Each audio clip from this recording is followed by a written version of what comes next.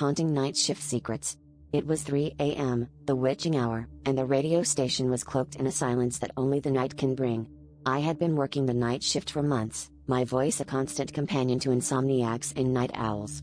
The soundboard glowed dimly under the flickering fluorescent lights, casting long shadows that seemed to move of their own accord. But it was during one of these long nights that something inexplicable happened.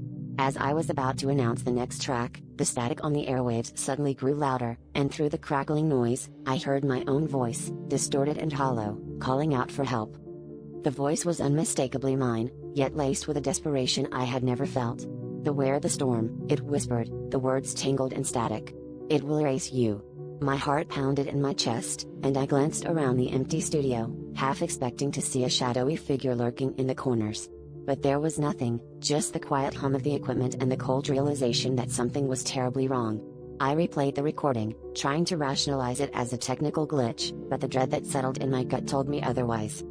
As the night wore on, the storm outside intensified, the wind howling like a banshee, rattling the windows with each gust. I couldn't shake the feeling of being watched, the sensation of eyes boring into my back whenever I turned away.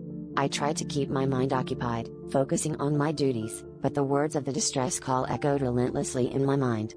Hours stretched into eternity, and with each passing moment, the storm raged fiercer, as if it were a living entity determined to consume everything in its path.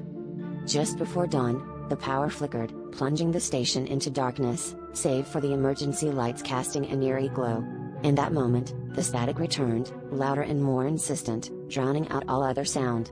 My voice emerged once more, but this time it was screaming, a sound so primal and filled with terror that it chilled my very soul. I covered my ears, yet the voice persisted, growing louder until it was all I could hear.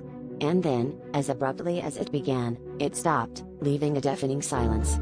The storm outside ceased, replaced by an unnatural stillness. I was alone again, but the words lingered, a haunting reminder of the storm that almost erased me.